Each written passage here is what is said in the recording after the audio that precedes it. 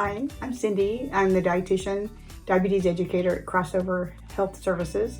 I'm also a person with diabetes. So this is me. And I'm so excited about the FreshRx fruit and vegetable boxes that we will be starting. And in fact, I put one of these in one of the boxes. I think it's really good. It'll help you have something in your hand that you can look at, talking about what diabetes is. So today's topic for improving our health is understanding diabetes. My hope is if we can understand how diabetes impacts our life, we can understand how food can be a very important factor in improving our health overall. So what is diabetes? Well, as a dietitian, I always start off with food. But food gives us calories, and if anything gives us calories, it can be broken down into 3 different groups. And the 3 groups are foods that are carbohydrate, foods that are protein, and foods that are fat. Now, alcohol also comes in there. We can talk about it later. But for the basis right now, we're doing carbohydrate, protein, and fat.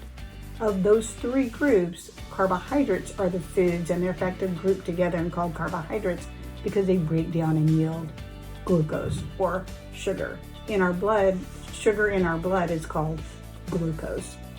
So we have our blood, and because we've eaten, our food goes in our mouth, in our esophagus, into our stomach, and then it gets out into the blood system and it goes all over our body. So we have sugar in our blood along with the other things that are in our blood. Sugar is not a bad thing. People talk bad about it, but sugar or glucose is our fuel, just like what fuels our car. So we want to think of sugar as our glucose as something that's our fuel, and it is needed in our body.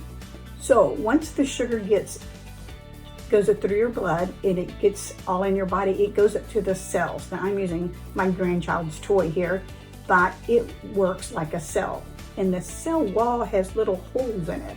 Some things like water can just go in and out, they follow other things, but things like glucose, it's so important that it is regulated. And what regulates it or helps it get into the cell, so we have our cell and we have glucose. I'll hold it this way so you can see it. We have our cell and we have glucose. And then we have insulin, which a lot of people think of insulin as a key because the glucose won't fit in there all by itself. But if we take the key and put it around the glucose, then glucose gets in the cell. And our bodies are like that. The only way that glucose can get in our body is if insulin is available to let it in. So we think of glucose and sugar being the bad guy, but really insulin is the problem. And it's not something that we chose to do. We don't really know what causes diabetes. And in fact, there's 2 different kinds of diabetes. There's type 1 diabetes, which 1 out of 10 people have diabetes. So if you have 10 people, only 1 of them is going to have type 1 diabetes. And something causes their body not to make insulin anymore. It's an immune reaction, and nobody knows what causes it, but they just don't make insulin anymore at all. You can be a young person, which is what we usually think of as someone who's type 1, but they're now calling something diabetes type 1.5, which means you're an older person and you're just not making insulin anymore. Type 2 diabetes, which is what most of the information out there is describing, and that is 9 out of 10 people have type 2 diabetes. Type 2 diabetes is known for insulin resistance. So they have insulin, it's just not doing its job very well. So there are some things that we can do to make our insulin work a little better. One of them is food. We can eat the amount of food that keeps our blood sugar from going so high. In other words, if our body is making this much insulin, it's capable of making this much, but it's only making this much because it's just not doing its job very well. And we eat this much carbohydrate. Remember, for each glucose you needed a key, you needed insulin. So if we have this much insulin and we eat this much carbohydrate, our blood sugar is going to be too high.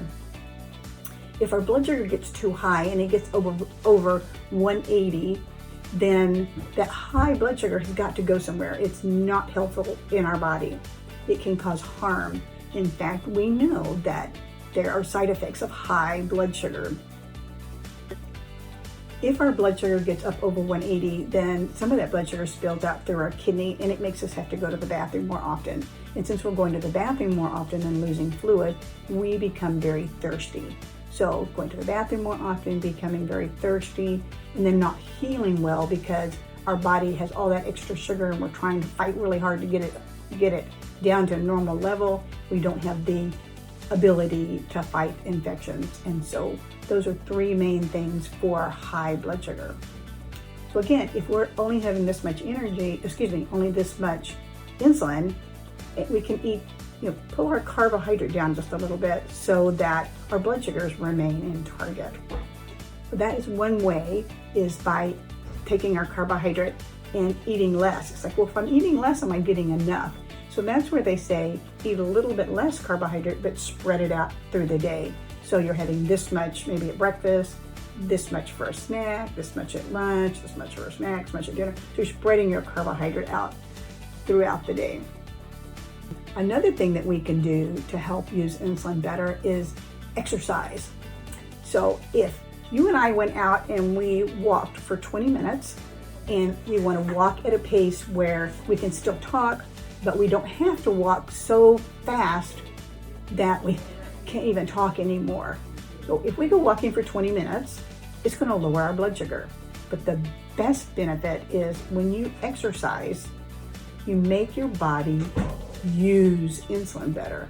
So that's really what we're trying to do, is to make our body use insulin better. So exercise is huge. The recommendation by the American Diabetes Association, by the Exercise Physiology Group, is to walk about 30 minutes 5 days a week. If you can't do that, then do 10 minutes several times a day and try and get up to 30 minutes a day. That works. Even if all you can do is stand up multiple times a day, that's moving your body and that's helping your body become more insulin sensitive. Actually, you're trying to reduce the insulin resistance. Another diet thing that we can do, we were just talking about carbohydrate, but the healthier fats, which we'll talk about in healthy eating, but the healthier fats tend to make our bodies better at using insulin. So we're into diet with fat and carbohydrate, we're into exercise, and the third thing that we have control over to help our body use insulin better is medication. Some of the medications actually cause our body, our muscles, to use insulin better. Some of the medications help the pancreas make a little bit more insulin. Some of the medications are actually insulin. There are risk factors for diabetes that we cannot control. Real briefly, those would be age. As we get older, we tend to not use insulin quite as well, and so diabetes can develop. If we have heart disease, that puts us at risk factor for diabetes. If we were pregnant, if you're a female and you were pregnant and you had gestational diabetes, that puts you at risk factor for having diabetes. So those are things that we can't change.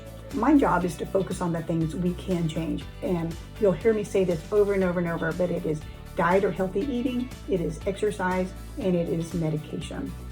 So I look forward to seeing everyone that's in the FreshRx program. A few I have already met. There's many out there that I have not met. So if I see you up at Crossover, or if I see you in the community, wave, and I'll look forward to seeing you. Take care.